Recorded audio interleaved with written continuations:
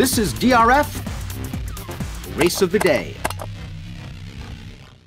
Hi, everybody. Dan Illman, Mike Beer, the DRF Race of the Day for Friday, August the 20th. It's at Del Mar. Let's take a look at the field for race number 6, the Grade 3 Rancho Bernardo Handicap.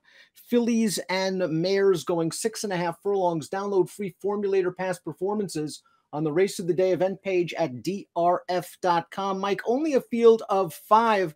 But there are some solid horses in here. Edgeway is a stakes winner. Stellar Sound has run well in stakes. Scottish Star just missed in her North American debut. Solid enough field for only a field of 5. I thought so. I mean, I didn't really feel like there could be a big upset in here. I realized there were a couple of horses on the morning line who were, sort of outsiders in the 2 and the 5. I wouldn't be shocked if one of those horses won this race. Let's throw up the Timeform US pace projector. Timeform US believes this is a blue bar scenario favoring horses on or near the early lead. I do think Scottish Star will be close to the pace. I think Edgeway's got to go. Yeah, I mean, I don't see why they wouldn't. She's not a horse who I think has to be on the lead to be effective. But in a race like this, without a lot of pace, and she's drawn outside of Scottish Star, I mean, I don't see why they wouldn't go forward in this race. The Scottish Star went 2 for 2 in her native Argentina, including a Group 1 win going a mile. She made her first start in North America off of a lengthy layoff, and she ran just fine, getting necked by Stellar Sound in an optional claiming race. Actually, let's watch that race right now because we have Stellar Sound queued up. Stellar Sound and Scottish Star coming out of that last race, and Scottish Star was up close to the pace, Mike, in the yellow cap. Stellar Sound's just going to run her down. Maybe Stellar Sound off of the layoff, just a bit fitter for this one. Yeah, maybe. I mean, I thought they both ran pretty well in here. I think there's a way to look at this race, Dan, and say Scottish Star, she was off the layoff as well here. She was a little bit more involved in the pace, and Scottish Star just sat behind it and ran her down, and the trips made all the difference. That might be correct. I wouldn't argue with anybody who looked at the race that way. That being said, I didn't really want to take Scottish Star in here, win or lose. Both of these horses shouldn't mind stretching out an extra half furlong. Candura is the number 2, one of 2 in here trained by John Sadler. Maybe Sadler just entered Candura to make this race go, but she's relatively unexposed. She's 2 for 2 lifetime on dirt. I kind of liked her win against weaker horses 2 back at Oakland, where she was pocketed turning for home. She found a seam in between horses. She split on through and won. It was not a strong field. I mean, the 4th horse came back to beat Minnesota Breds with a 79 buyer, but I like the things she's done on dirt. She just has to move forward from a speed figure standpoint. Right. I mean, I feel the same way about her. I liked both of her races at Oakland back in April. I didn't like the field she beat either time, but I thought she actually looked pretty good winning those races. We'll see if she classes up.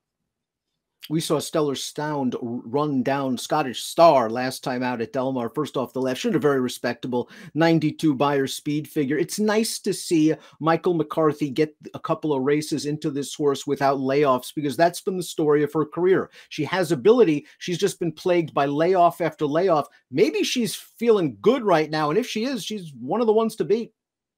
Yeah, definitely. It is nice to see her put races together. I thought she ran well last time, even though she got an absolutely perfect trip in there, just sitting in behind all the other horses and then winning. But I just still like the way that she came and got Scottish Star late in that race, Dan.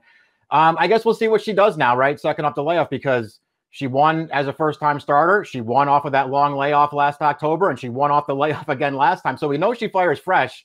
We'll see how she does with second time off the bench. Edgeway finished out of the top 3 for the first time in her career last time out, but let's be very forgiving. She was chasing a champion Gamine from the very start of that race. She did a lot of dirty work chasing a champion, and she paid the price. There are no Gamines in here, and her prior races are all good.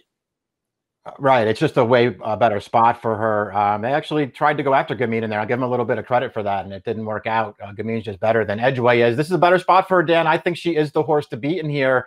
We've already talked about her tactical speed. It feels like she's going to get right up close in here. Even if she's not on the lead, she's going to be sitting right there. And it just feels like in some ways it could be her race to lose. Proud Emma is a graded stakes winner going off at 8-1. She won the Bayacoa in her final start of 2020. She beat Stellar Sound in that 2-turn race at Los Alamitos. Now, her 2 subsequent races, not great, but she faced some good fields. That Santa Monica runner-up came back to run 3rd in the Grade 1 Beholder Mile with a 93 buyer. She's been freshened for this. Right. We'll see what she does off the layoff here. Actually, I'm a fan of Proud Evans, and I think she's actually a pretty good horse and a nice fit in a race like this with her best race, but she is going to need some pace, Dan.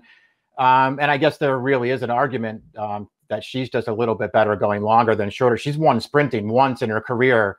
That was over a sloppy track over 2 years ago, where she caught a wicked contested pace in front of her and came running late and closed it down. It doesn't feel like this race is going to set up that way. Top fig time for the Grade 3 Rancho Bernardo Handicap. I respect Edgeway. I respect Seller Sound. I like the price on the morning line of Candura at 10-1. She is going to have to improve. I do think she has enough tactical speed to stay within range. Maybe she can run a lifetime best at a price. You're going with Edgeway. She has run some really nice races against good competition. Yeah, I just think she's the horse to beat. I'm going to take her. I have no problem taking somebody else here, though, Dan, trying to, spring a little bit of an upset here. I mean, I like Edgeway, but I don't think she's some kind of superstar. I'm going to take her, but I won't be surprised if she doesn't get it done.